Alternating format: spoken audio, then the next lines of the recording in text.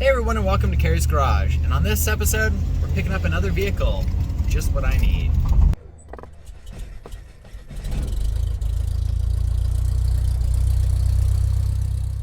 So I ended up getting a really good deal on a truck. We'll check it out here in a minute, and I'm on my way to go pick it up. And on this one, I'm probably just gonna clean it up and sell it. It is a very nice truck, but I do not need another truck. I have plenty. But like everything else, I just couldn't pass up the deal. And here it is, 1984 Chevy C10 Custom Deluxe with a manual 4-speed and factory air. Looks a little grungy, paint's kind of meh, but it is such a solid, clean truck. It was actually bought brand new locally. So once I get home, we'll go ahead and take a closer look at it. We're back at the house with the truck, so let's go ahead and take a look over it. And here it is. 84 Chevy C10. This is a true work truck special. And I tell you what, it's incredible how clean this thing is. So if we look down here at the rockers and the cab corners, there's absolutely no rust. It's incredible. I don't know what's going on with all this overspray or stuck. I have no idea what it is. So we're gonna see what we can do to try and get it off. But it's got painted front bumper, painted mirrors. It does have this police spotlight that somebody put in at some point. That's kind of odd. It has all 4 original hubcaps. The bed is surprisingly clean. Has a dent on the other side, but that's not that big of a deal. I think we can get it out. Original bumper in the back, which is super nice. And if we see right here, Gallus of Albuquerque. This truck was bought brand new here locally. My 67 Corvair 4-door was bought at Gallus Grosbeck, so that's an original Albuquerque car as well. So it's kind of cool to see original vehicles from the area. Look over on this side. I don't have any clamps holding the topper on right now. I just have it ratchet strapped, but I do have a nice set of clamps. It is a dual tank truck. It has this one dent right here, and it has a dent in the door, which I think we'll be able to work all those out. You see all the hubcaps, they're all still there, intact. I don't know why the back wheels are white and the front wheels are black. We'll probably end up painting the wheels to match. I'd have to say though, because this is a fairly low mileage truck, what's so impressive is this right here. Like the doors just click into place. It doesn't have the usual hinge drooping. Like it's amazing. It's got vinyl bench seat, rubber floor mat. Doesn't even have a headliner. It is missing the passenger side visor, but I can source one of those out. From it sitting for so long, the steering wheel is really sticky, so I need to see if I can clean that up. But if you look right there, it says 6,988, so that is 106,000 original miles. It does have the full gauge package, so it doesn't have the dummy light, so alternator, oil, temp, factory air conditioning, original AM radio. There's the 4-speed. The dash pad is really cracked up, but thankfully you can still buy these.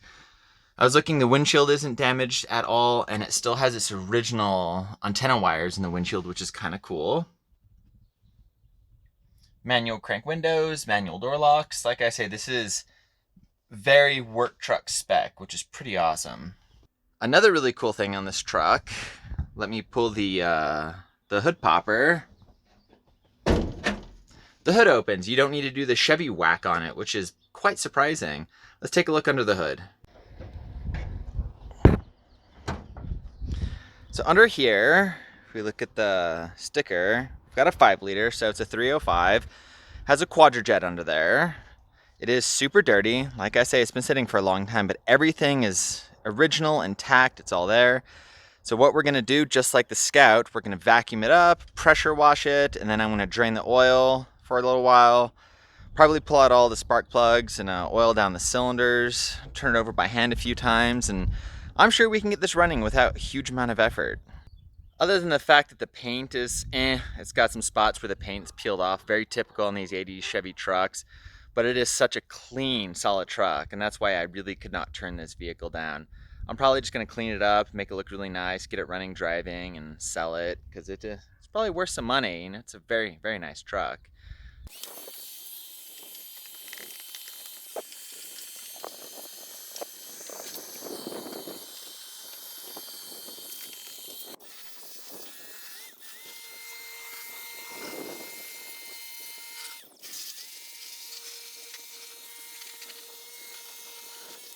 As you can see, everything is cleaning up super nice. Got it vacuumed, gonna pressure wash everything, get all the grunge and dirt off, but check this out, this is really interesting. All original GM hoses. Everything is completely intact and undisturbed. It's actually kind of impressive. That's why I had to have this truck. So let me go ahead and get everything all pressure washed, cleaned up, and then we'll move on to step 2. So I've decided to make this a little bit of a longer episode, seeing if we can get it to do anything. I have all the spark plugs out. I've got some oil down in the cylinders. We're gonna crank it over without the spark plugs. I have a new oil filter. The sump is filled with oil. I got a battery, so let's go ahead and hook this up. Cool. Didn't get any sparks, so that's a good thing. And it's starting to get really windy, so I don't know how much more I'm going to be able to work outside right now.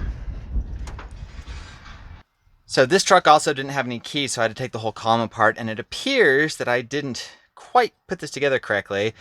So when I hooked up the battery, it started honking really crazy. So let's see if it'll crank over. If it's not going to start, it's just going to rotate and build some oil pressure. And let me tell you, this spring wind is really annoying. It's rocking the whole truck. All right, so we got a warning light. All right, turn signal, that bulb's out. All right, let's see if it...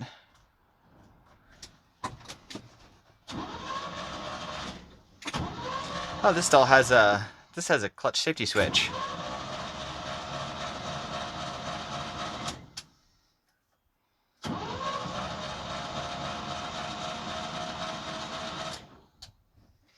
It appears that the gauges are completely foobarred. Nothing's registering, so gonna have to figure out what's up with that.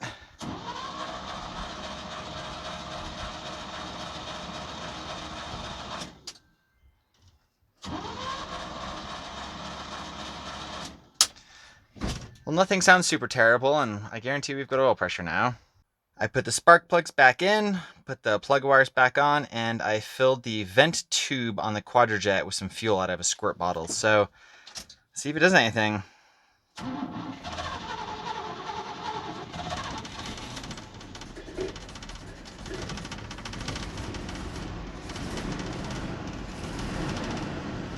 Wow, fires right to life. Sounds great. Doesn't even have any lifter clatter. That's incredible.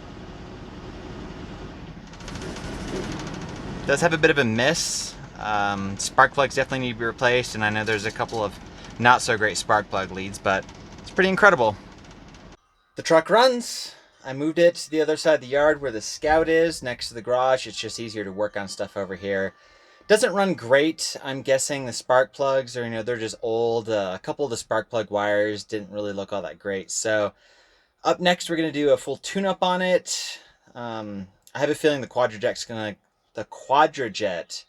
is going to have to come off, and we're going to have to take it apart and clean it up.